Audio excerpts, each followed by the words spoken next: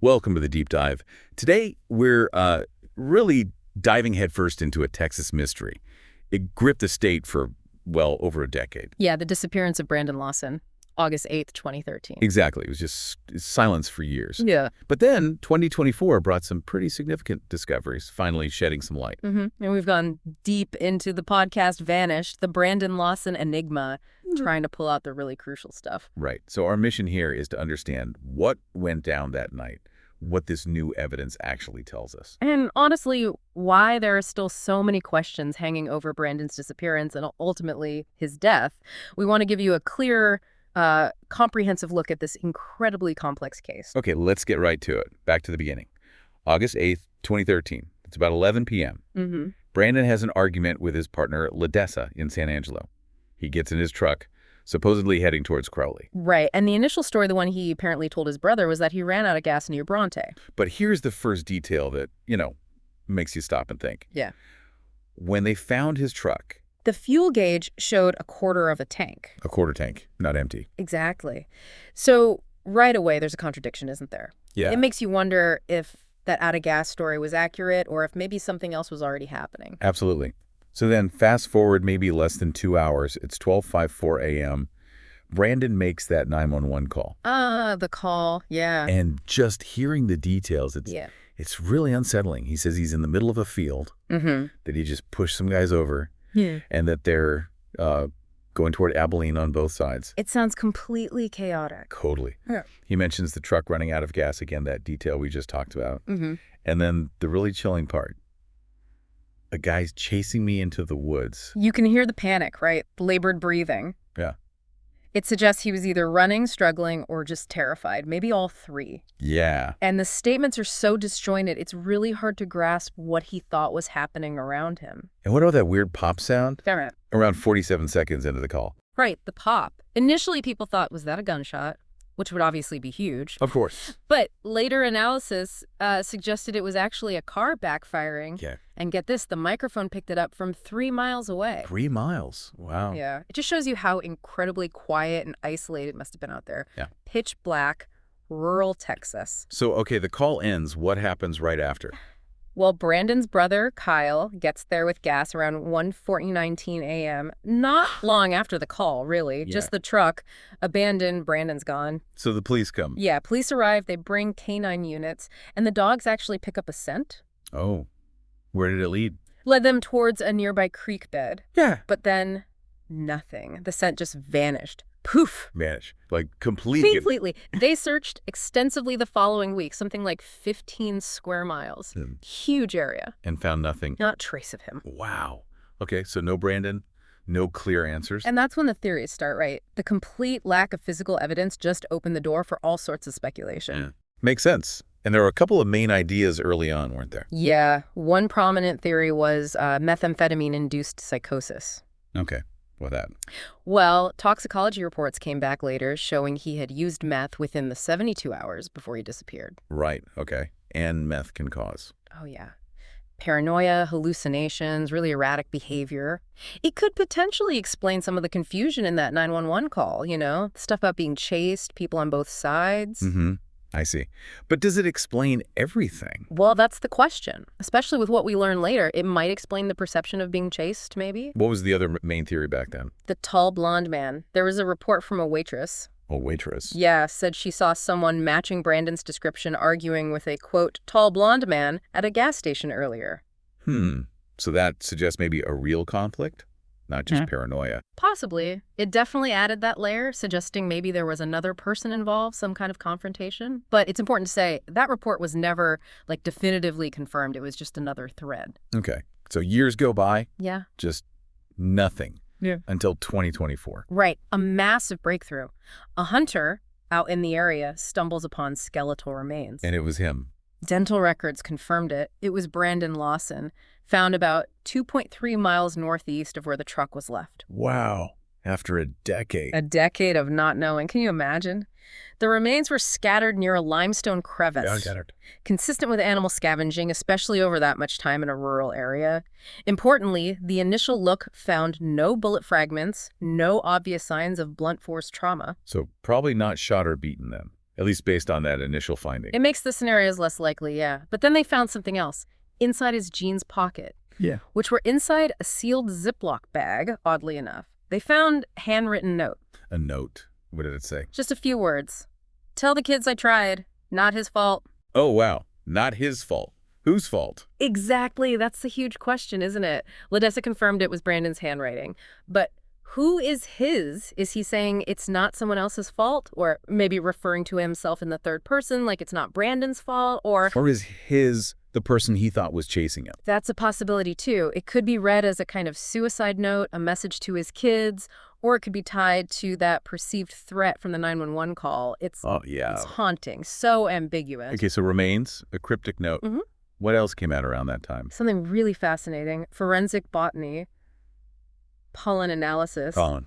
On what? On his shoes. They found traces of Ambrosia trifida, that's giant ragweed. Okay. Why is ragweed pollen important? Because when it blooms, giant ragweed typically blooms in late August. He disappeared on August 8th. Late August is weeks later. Exactly. Weeks. It implies Brandon was alive and presumably mobile wearing those shoes for at least 3 weeks after he vanished. 3 weeks. So he didn't die that night. It strongly suggests not. He likely survived for some time, maybe foraging, moving through that remote area. That completely changes the timeline, doesn't it? It really does. It challenges any theory about an immediate fatal event on August 8th or 9th. He was out there for a while. Wow. Okay. Then more recently, 2025, according to this timeline, something about money. Yeah, another twist revealed by the family's lawyer. Just days before he disappeared, Brandon withdrew $9,000 in cash. $9,000. That's a lot of cash. A very significant amount. And here's the kicker. That money was never found. Not with his remains, not anywhere else. Gone. So what does that mean? Well, it opens up a whole new set of questions, doesn't it? Was he planning to leave, maybe start fresh somewhere? Was he paying off a debt, a drug debt maybe? Or was it for something else entirely? It adds another layer of mystery. He takes out cash, argues, drives off, calls 911 in a panic, survives for weeks, leaves a cryptic note. And the $9,000 has just vanished, like him, for a decade. So naturally, with all these unknowns, people look for other explanations. Yeah. Conspiracy theories. Oh, yeah. They always crop up in cases like this. One mentioned in the source material was a possible cartel hit. Why a cartel? It was loosely linked to a cousin of his who'd had a prior drug arrest. People speculated maybe Brandon got caught up in something related to that. Is there any evidence for that? Well, the podcast points out that, according to DEA records, there were no active investigations into Brandon himself. That doesn't definitively rule anything out, of course, but... But there's no direct link, no evidence pointing that way. Right. It remains speculation, fueled by the lack of concrete answers elsewhere. Okay, so let's try and pull this all together. We start with a confusing, panicked 911 call. An abandoned truck with fuel still in it. Conflicting early theory psychosis versus maybe a real threat, like that tall, blonde man idea. Then years of silence until the discovery of his remains in 2024. And with the remains, that incredibly cryptic note. Not his fault. Plus, the pollen evidence showing he likely survived for weeks, not days. And finally, this recent revelation about the missing $9,000. Yeah. It's a lot of pieces that don't quite fit neatly together, you know? Definitely. So even with the discovery of his remains, which brought some closure, it's still a deeply unsettling mystery, isn't it? Those crucial questions about his final moments, his state of mind, what happened in those weeks he was alive and missing. they're still unanswered. Largely, yes. So maybe the final thought for everyone listening is just to consider the weight of all this evidence. That 911 call, the note, the survival timeline from the pollen, the missing money. Can any single explanation actually cover all those disparate pieces? Yeah. It's hard to see how. It really is. What kind of unseen pressures or circumstances or even internal state could have driven everything that happened, not just that night, but in the weeks after? Yeah. It's a lot to think about. Hopefully this deep dive has at least laid out the complexities, even if the final answer remains elusive. December 26th, 1996. It's a date that sticks in your mind, doesn't it? A little girl, a child beauty queen, vanishes. Then she's found, tragically, in her own basement. And this bizarre ransom note turns up. Yeah, the JonBenét Ramsey case. Decades later, it's still just fascinates and horrifies. It really feels like a masterclass in investigative errors, doesn't it? Absolutely. And the media frenzy around it was just unbelievable. But underlying it all is that That really haunting question, did we somehow miss the killer? Was the answer hiding in plain sight the whole time? It's a deeply complex puzzle, not just a sad story, but something for anyone interested in, forensics, investigations. It's got everything. And the sheer volume of information, conflicting information sometimes that's come out. Mixed with those really significant missteps right at the start. Exactly. It creates this sort of fog around the truth. So today we're diving into analysis from a recent podcast script, Unresolved, the JonBenét Ramsey Paradox. It features Dr. Elena Marquez, a forensic psychologist, and Detective Grant Holloway, who's a retired homicide investigator. And their insights are really compelling. We've been through their analysis, and what's striking is how they're looking back, even at the earliest details, but maybe with fresh eyes, especially considering some newer information. Right. So our mission here really is to unpack their key findings, look at the most critical pieces they highlight, and see if there are any new perspectives on this incredibly tangled case. Okay, so let's set the scene. That chaotic morning, December 26th. It starts with that 911 call. 5:52 a.m., Patsy Ramsey calls, says her daughter's missing, and she's found this ransom note demanding $118,000. The dispatcher noted Patsy was hysterical, which, you'd expect. Of course, but the podcast group we looked at points to something really crucial that came out later. Enhanced audio from that call. Yes. This part is really interesting. Apparently, just before the call cuts off, there's a faint voice in the background. Mm-hmm. And the experts in the podcast identify it as Burke Ramsey, the 9-year-old brother. Mm. And he seems to be saying, "What did you find?" Think about that. He was supposedly asleep. Yeah. Sound asleep. Exactly. So for him to be asking that, while his mom is literally on the phone reporting his sister kidnapped, well, it throws that whole sleeping child narrative into question right away, doesn't it? It really does. It makes you question his awareness, what he might have known, even at that incredibly early stage. And the FBI apparently confirmed it was his voice. Yeah, through voice print analysis, the podcast material states the FBI corroborated it, which adds, significant weight to this detail. It suggests he was awake, maybe aware of things before the note was even officially found. Okay, so that's the call. Then there's the ransom note itself. It's almost like another character in this drama. Definitely. Dr. Marquez in the source material calls it a psychological puzzle. Mm-hmm. And you can see why. It's just unusual in so many ways. First off, the length. 3 pages. 3 pages. That's massive for a ransom note, right? Oh, absolutely. Apparently something like 20 times longer than average. Most are short, direct demands, instructions. That's it. But this one, it had movie quotes. Yeah, references to ruthless people and speed. Really bizarre. It adds this layer of theatricality. Or maybe someone under immense stress just grabbing at familiar cultural things. It definitely doesn't feel like a typical professional criminal demand. And the amount demanded $118,000. Not a round number. Exactly. It was reportedly the precise amount of John Ramsey's recent work bonus. Wow. Okay, that screams inside knowledge, doesn't it? Someone who knew their finances intimately. It strongly suggests that, yes, either the writer or someone involved knew the family's situation very well. And the podcast also highlights that phrase. Oh, that don't try to grow a brain line. Yeah. Incredibly odd phrasing. And chillingly, it was apparently something Patsy Ramsey had used before, like in Christmas cards. Okay, wait, so a phrase from the note matches something the mother reportedly said. That's what the source material indicates. It's a very peculiar detail that directly links an element of the note to Patsy herself. It really does start to paint a certain picture, hence towards someone inside the family circle. But then you look at the initial investigation and the podcast script, well, it doesn't pull any punches criticizing it. No, Detective Holloway points out some really fundamental errors. Basic stuff, really. Like the crime scene. Yeah, the failure to properly seal it, allowing reportedly 58 people to wander through in those first crucial hours. That's just massive potential for contamination. 58 people. Wow. So any trace evidence? Could have been completely compromised, yeah. Made it incredibly difficult, maybe impossible, to isolate and analyze reliably later on. In the basement, where JonBenét was eventually found, they missed something there initially. Apparently, the latch on a door in that area was overlooked at first. Her body was lying just, 15 feet from an officer who was right there, Officer French?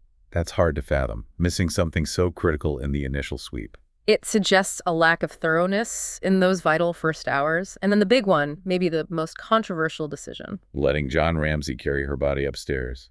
Exactly. You can understand a father's grief, his instinct, but from an investigative perspective, it was catastrophic. Because of transferring evidence. hair fibers. Absolutely. It just muddied the waters even further. You can see how these initial mistakes created this cascade effect, making everything that followed so much harder. Okay, so the investigation had problems. Let's talk about the physical evidence, the garrote and the head wound. Dr. Marquez describes a contradiction there. Yeah, it's both fascinating and, frankly, deeply disturbing.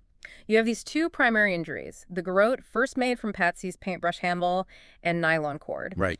It exerted significant force. The analysis mentioned around 8.5 pounds, enough to crush the hyoid bone in her neck. That's a clear, deliberate strangulation. But that wasn't the first injury. That's the thing. The forensic evidence suggests the head wound, the skull fracture, actually happened before the strangulation. Okay, that sequence is really important. So a blunt force trauma first.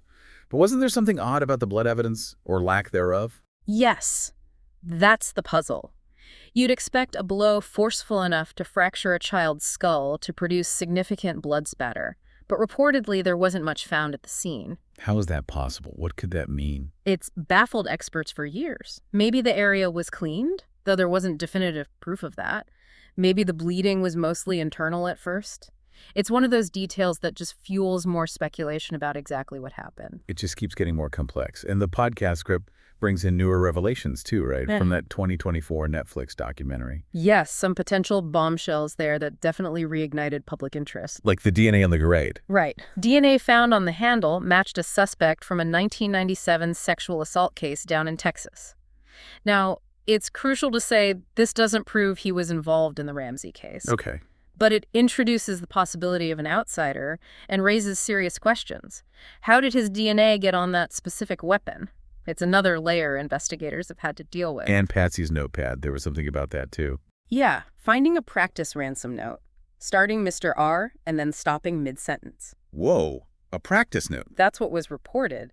It certainly seems suggestive, doesn't it? It lends more weight to the idea that someone in the house was involved in crafting or at least practicing the ransom demand. Definitely. And what about the window? The supposed intruder entry point. The basement window. Always a big focus for the intruder theory. But the podcast highlights that analysis showed 98% of the cobwebs on it were undisturbed. 98% undisturbed. That strongly suggests it wasn't recently opened then. Pretty strongly, yeah. But then, adding to the contradictions, a footprint matching John Ramsey's high-tech boots was found right below it. So undisturbed cobwebs, but the father's boot print underneath. Exactly. Another piece of contradictory evidence to wrestle with. It feels like every clue has a counter clue. A yes, but. It makes it so hard to land on anything solid. What about the family dynamics? Burke's interview in 1998. The podcast revisits that, and some details are, well, unsettling is probably the word. Burke's demeanor, his responses. They were described as unusual for a child who'd lost his sister so violently. Like when he was asked if he was afraid the killer might come back? Yeah, he reportedly smirked and said something like, "I'm not afraid because I know who did it." That's chilling. A smirk. And saying he knows who did it. That raises so many red flags. Deeply disturbing, yes. And the child psychologist, Dr. Bernhard, who assessed him. What was her conclusion? According to the source material, she concluded he showed no normal emotional response regarding his sister's death. That's a significant assessment from a professional. It certainly makes you wonder about his understanding, his potential involvement. Well, we have to be careful, of course. Childhood trauma manifests in complex ways. We can't diagnose based on behavior alone. True. But in the context of everything else. Exactly. It adds another layer of complexity to the question of family involvement. And the podcast script also gets into the Ramseys' legal strategies afterwards. It seems like they were quite deliberate, maybe even obstructive. Well, delaying the handwriting samples for 4 months, that definitely ended the early investigation. Gave potential time for someone to practice disguising their writing. Right, and refusing FBI polygraphs for years. They eventually took them in 2000, but the results were inconclusive. Still, that initial refusal suggests a certain reluctance, perhaps, to fully cooperate with law enforcement's methods. And they hired a lot of experts to challenge the handwriting match to Patsy, didn't they? 7 experts, according to the podcast material, hired specifically to dispute the Colorado Bureau of Investigation's finding. The CBI had found a 97% match to Patsy. 7 experts sounds like a very concerted effort to undermine that specific piece of forensic evidence. It certainly looks that way. However, the podcast also mentions a more recent analysis, 2024, using AI-assisted graphology. AI. What did that find?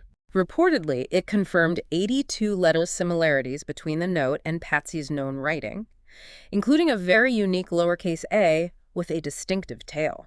So modern tech seems to strengthen the link. It appears to add more weight to the argument that Patsy authored the note, yes, though, again, presented as strengthening evidence, not absolute proof. Which brings us right back to that pineapple. The pineapple paradox, Dr. Marquez called it. Seems small, but it's huge for the timeline, isn't it? Absolutely central. The autopsy places JonBenét eating pineapple around 1:30 a.m., but the family said she was asleep long before that. So how do you square that if she was asleep? Who gave her the pineapple? Especially if Burke was also asleep, as they maintained. Patsy's fingerprints were on the bowl, yes, but no saliva detected. So she handled it, but did she feed it to her? It leaves huge questions about what was actually happening in the house that night. And there was something else found under her fingernails related to the pineapple in the garage. Yes, this is a really disturbing detail. Cellulose fibers from the paintbrush, the one used in the grout and pineapple pulp, found under her nails. Both things. Together. Yeah. Under her nails. Wrong. What does that suggest? It strongly suggests some kind of physical altercation, doesn't it? Where she might have scratched or grabbed at something or someone, coming into contact with both the pineapple remnants and the paintbrush material. Which, when you put it with the late-night pineapple consumption... It really bolsters that theory of perhaps a sibling conflict escalating tragically, followed by a desperate cover-up attempt. It's a terrible scenario, but it seems to align with several key forensic pieces. So after looking through all this analysis, what are the big takeaways the podcast highlights? What seems likely, or at least less likely? Well, Detective Holloway is pretty clear that foreign faction theory, highly unlikely. There's just no evidence supporting some external group being involved. Right. He also points to that grim statistic, something like 97.3% of similar child killings involve a family member. It's a tough reality investigators face. And the physical evidence we've discussed, it seems to consistently point inwards towards the family. It does seem that way. Patsy's fibers found on the garrote knot, on the duct tape at the scene, even in JonBenét's underwear. Those aren't things you'd expect with a random intruder. Not typically, no. But as the podcast notes, there's still that legal barrier in Boulder. Patsy Ramsey passed away in 2006. And the DA can't charge a deceased person without a confession. That's the stance reported. So even if the circumstantial evidence seems strong to some, without that confession legally, it remains in this frustrating limbo. A limbo of unanswered questions. So what are the experts' final thoughts in the source material? What do they leave us thinking about? Dr. Marquez suggests the case reflects societal biases. You know, this tendency to want to believe in an intruder because the alternative parental involvement is just too awful for many to contemplate. Understandable, but maybe not objective. Right. She argues the weight of the evidence, looked at objectively, points towards someone inside the house. And Detective Holloway. He echoes that. He says while the intruder theory captured the public imagination, the evidence itself kind of whispers otherwise. When you examine it closely, it really prompts you to reconsider your own assumptions, doesn't it? It absolutely does. And they tease a potential future development. Something about the DNA. Yeah, the possibility of identifying that DNA profile from the garrote, maybe in 2025, using genetic genealogy, that could be a huge breakthrough. Finally shedding some real light on at least one part of this mystery. Potentially, yes. It's definitely something to watch. Even after almost 30 years, this case keeps evolving. It really does. It never seems to fully go away. Indeed. And Detective Holloway's final thought in the podcast is a good one to end on. Until then, question everything. A powerful reminder. In the absence of clear answers, keep thinking critically. Keep questioning. Exactly. Challenge assumptions, look at all the pieces, even the uncomfortable ones. Okay, let's really get into this. We're taking a deep dive into a case that, even now, continues to fascinate and disturb people. The Elisa Lam mystery. Yeah, it's a really perplexing story, just layered with bizarre circumstances, you know, things that have fueled so many theories over the years. Absolutely. This isn't just like a straightforward missing person case. Not at all. No, the details around her disappearance and then her death, they touch on some pretty fundamental questions about mental health perception, the limits of what we can actually know for sure. Exactly. So January 31st, 2013. That's the date to remember. Because that's when things start getting really strange. And the location is key too, right? The Cecil Hotel in Los Angeles. Right, which was also known as Stay on Main for a while. Now, this place, It isn't just any old hotel. The Cecil has this notorious history. That's putting it mildly. Yeah, a really dark undercurrent. Documented suicides, murders. Richard Ramirez, the Night Stalker, even stayed there for a bit. It's true. That history almost feels like another character in this whole story, doesn't it? It really does.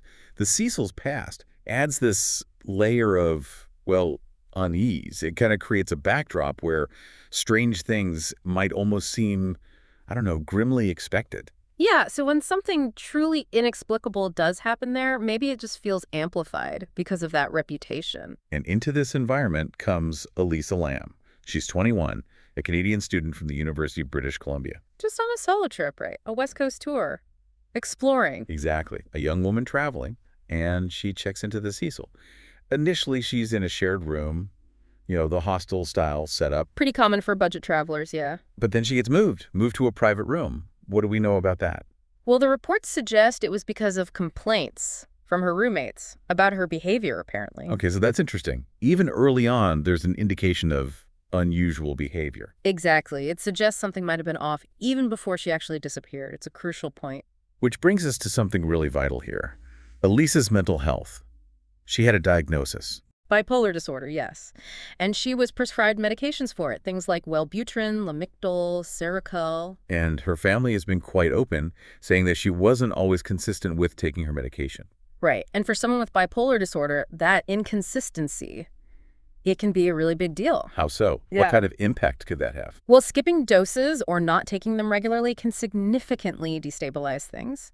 It increases the risk and sometimes the intensity of both manic and depressive episodes. Okay. And these episodes can profoundly affect judgment, how someone perceives reality, their overall behavior. So it's a critical factor to keep in mind as we look at what happened next. And what happened next is those daily check-ins she had with her parents. They just stop suddenly on January 31st. No calls, no messages, silence. And that same day, we get this piece of evidence that's just incredibly unsettling, the elevator surveillance footage. Ah, yes. That footage. It's probably the most discussed element of the case, analyzed endlessly. For anyone who maybe hasn't seen it or doesn't remember it clearly, can you just walk us through the key points? What does it show? Sure.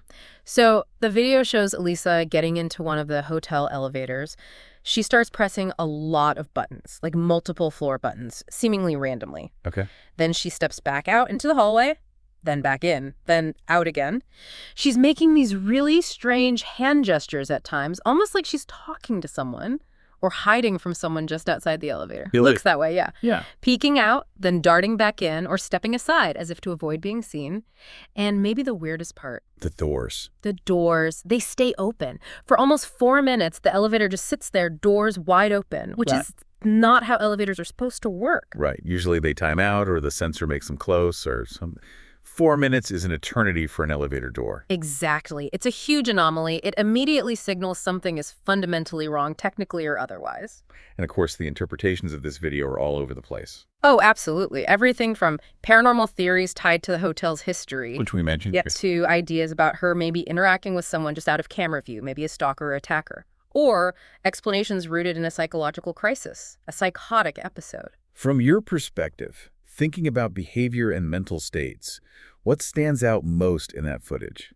Well, it's the combination of behaviors, I think. The button pressing could suggest agitation, maybe confusion. The hand movements, the hiding, that could point towards paranoia. Maybe responding to internal stimuli like hallucinations. Hallucinations, okay. When someone's experiencing psychosis, their internal reality can feel incredibly real, even if it completely disconnects from what's actually happening around them. And the elevator door thing, while maybe just a malfunction, it adds to this feeling that normal reality is breaking down. So Elisa's missing. Her family's obviously frantic. The police do initial searches, find nothing. Right. So then, on February 14th, Valentine's Day, the LAPD releases that elevator footage.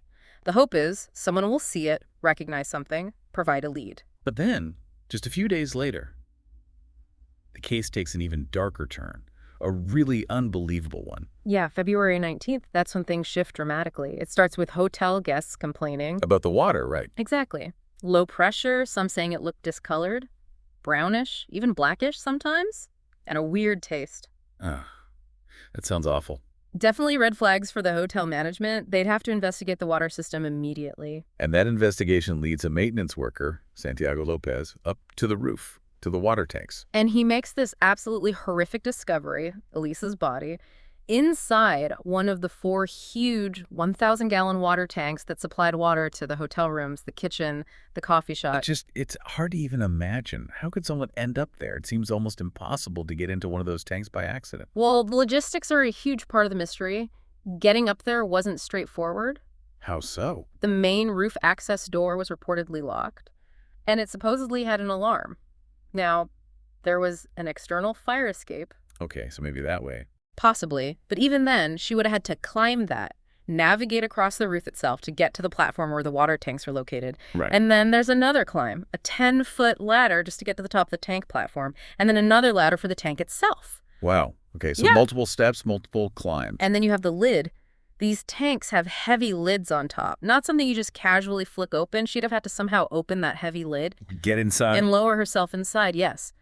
But the biggest question, maybe the most baffling one, how did the lid get closed again after her? Yeah, that closed lid. It just doesn't add up easily, does it? If she fell in accidentally, how does a heavy lid close itself? It makes you think. It strongly suggests either a very deliberate sequence of actions by Elisa herself or, well, it fuels the theories involving someone else. It definitely challenges a simple accident narrative for a lot of people. And the state she was found in, also very disturbing, her body was found completely naked. Yes. And her clothes were apparently found floating in the water nearby, along with her watch and her hotel room key. Why would she be naked? Any ideas? It adds another layer of confusion. Was it part of a disoriented state? Maybe paradoxical undressing, which can sometimes happen with hypothermia, though the water temperature makes that debatable. Or did it happen for another reason? The clothes being nearby might suggest she wasn't, forcibly stripped. And there was something about the clothes. Some kind of coating. Yes, reports mention they were coated in a sand-like particulate. Another strange detail that's never been fully explained. Okay, so the autopsy happens. What did that reveal? Did it clear anything up? It gave some answers, but also left big questions. No illegal drugs, no alcohol at levels that would explain her behavior. But her prescriptions? Her prescribed medications were present, yes. But the levels were low, consistent with what her family said about her sometimes not taking them regularly. So, corroborating the inconsistent use. And critically, any signs of injury. Assault. No. The autopsy found no signs of physical trauma, no evidence of sexual assault. So, based on all that, Yeah. what was the official cause of death? The coroner ruled it accidental drowning on February 21st, with bipolar disorder listed as a significant contributing factor. Accidental drowning, with her mental health condition playing a role. That was the official finding. But, as we've kind of hinted, that conclusion didn't sit well with everyone. There was, and still is, a lot of public skepticism. Even some experts looking at the case details find it hard to square with accidental. Okay, let's break down the main theories then, the big ones that try to explain what happened. First, suicide. Right. Given her documented mental health struggle, she wrote about them on her blog. And there was that reported relapse in 2012. Suicide is a possibility you have to consider. But does the method make sense? Climbing all the way up there, getting into a water tank. It seems incredibly complicated. It does. It seems highly improbable as a method of suicide. Usually, tragically, acts of suicide are more direct, less physically convoluted. All those steps, roof access, ladders, the heavy lid, getting in the tank. It doesn't really fit the pattern of most impulsive acts. And again, there's the problem of the closed lid. How did she manage that? It's a major hurdle for the suicide theory. Okay, so if not suicide, what about the second theory, the one the coroner landed on? An accident, but one directly resulting from a mental health crisis, specifically a psychotic episode linked to her bipolar disorder. This theory suggests her actions weren't logical by normal standards, but might have made sense within the context of a severely altered mental state. How so? What might have been happening in her mind? Well, during a manic episode, especially one with psychotic features, someone can experience a profound break from reality. They might have extreme physical restlessness, psychomotor agitation. They might have hallucinations, seeing or hearing things, or delusions, powerful, fixed, false beliefs. Like what kind of delusion? Perhaps a paranoid delusion, believing she was being followed, hunted, or in imminent danger. In that state of terror and confusion, she might have desperately sought a place to hide. And the water tank. The water tank, as horrifying and dangerous as it seems to us, might have appeared in her distorted perception like the ultimate, most secure hiding place, somewhere totally isolated. So the elevator behavior, the button pushing, the hiding gestures, could that fit? It could. It could be seen as external manifestations of that internal turmoil. Trying to evade a perceived pursuer, reacting to things only she could see or hear. The actions, though bizarre to us, might have felt entirely necessary and rational to her at that moment. It's a really chilling thought, imagining that level of disconnect from reality. It is. It highlights how differently the world can be experienced during such episodes. Then there's a theory that just won't go away for many people. Foul play. Right. The Cecil Hotel's creepy history, combined with the sheer difficulty of getting into that tank and closing the lid, it leads many to believe someone else had to be involved. What's the evidence supporting foul play, or what argues against it? The main arguments for it are really those logistical hurdles. The locked roof door, if it was truly locked and alarmed, the difficulty of the climb, and especially that closed lid. It just seems too hard for her to have done alone and then closed it. But the counter-arguments? The big ones are the lack of any forced entry signs found on the roof access points, and crucially, the autopsy finding no evidence of assault or struggle on Elisa's body. There's no concrete physical evidence pointing to another person being directly involved in her death, despite the hotel's atmosphere. That closed lid remains the biggest mystery fueling this theory, though. And, inevitably given the setting and the weirdness, the paranormal theories. Yes. The Cecil's history plus that bizarre elevator video. It's almost tailor-made for supernatural explanations for some. How do we, approach those kinds of ideas in a case like this? Well, they're certainly part of the public fascination, but it's important to state they lack any scientific or empirical basis. When faced with something so strange and unexplained, sometimes the human mind reaches for answers outside the natural world. It's like a way to cope with the ambiguity. Exactly. These theories often say more about our own discomfort with the unknown and our desire for some kind of explanation, any explanation, than they do about what likely happened. It's amazing how this case just lodged itself in popular culture. Oh, massively.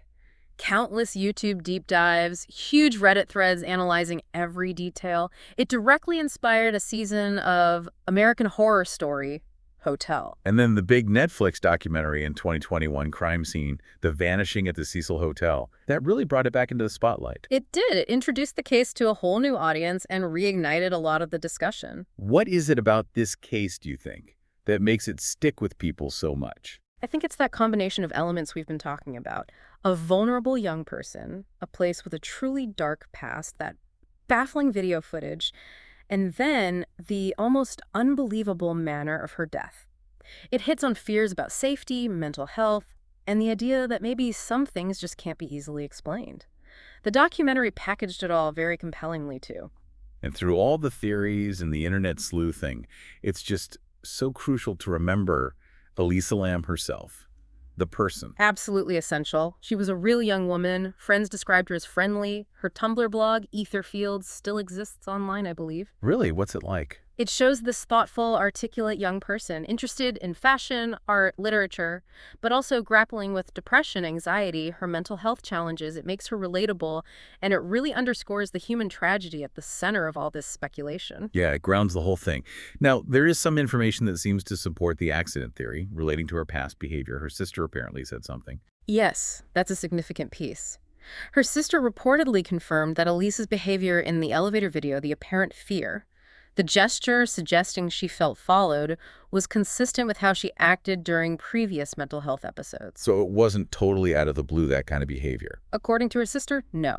It provides important context. It suggests the elevator actions might not have been totally random or inexplicable, but rather, tragically, part of a known pattern linked to her illness. And there was a comment from one of the LAPD detectives involved, Greg Kading. Right. He mentioned that based on information about past episodes, Elisa would become very frightened, sometimes delusional, and would actively try to hide, hiding under beds, things like that. So if you put that together, the idea of seeking a hiding place, It makes the water tank scenario, while still incredibly dangerous and ultimately fatal, perhaps slightly more understandable if viewed through the lens of someone in a severe psychotic state, desperately seeking refuge from a perceived threat, however irrational that perception was. The tank might have seemed like the most extreme, secure hiding spot imaginable in that moment. But we still come back to those stubborn practical questions. Always. How did she close that heavy lid from the inside? Or could it have closed some other way? And how did she get to the roof without setting off alarms or being detected? These are the points that keep the case from feeling fully resolved for many. They are significant logistical challenges to the official accidental drowning conclusion.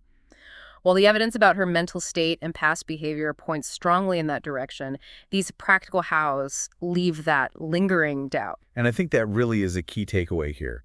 The Elisa Lam case is it's a stark illustration of the potentially devastating impact of untreated or undertreated mental illness. Absolutely. And it also shows the limits of our understanding, doesn't it? We can look at the external facts, the video, the location, the autopsy, but truly grasping what was going on inside Elisa's mind during those final hours, that remains incredibly difficult, maybe impossible. It really highlights our innate human need for clear answers, for closure.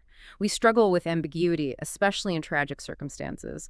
And when a case like this defies a simple, neat explanation, the speculation continues. People keep searching for answers, even if they venture into the improbable. So as we wrap up this deep dive into the Elisa Lam mystery, we're left with these persistent questions, a lot of unsettling details, and just a profound sense of sadness. A young life lost in this incredibly perplexing, tragic way. It's a case that resonates because it challenges our assumptions and resists easy answers. A somber reminder of the complexities surrounding mental health and the importance of support and consistent care. Definitely. Now, on our next deep dive, we're actually going to circle back to a specific aspect of this case. We'll be looking closely at the Cecil Hotel's elevator system itself. There were documented issues and anomalies around the time Elisa disappeared. Oh, interesting. So digging into whether the elevator malfunction theories hold any water. Exactly. Could those mechanical problems shed any more light on her final hours, or maybe explain some aspects of that infamous footage? We'll talk about the technical side, maybe bring in some expert perspectives on elevators and hotel security. It should be a fascinating follow-up. Looking forward to it. It might offer a new angle on this enduring mystery.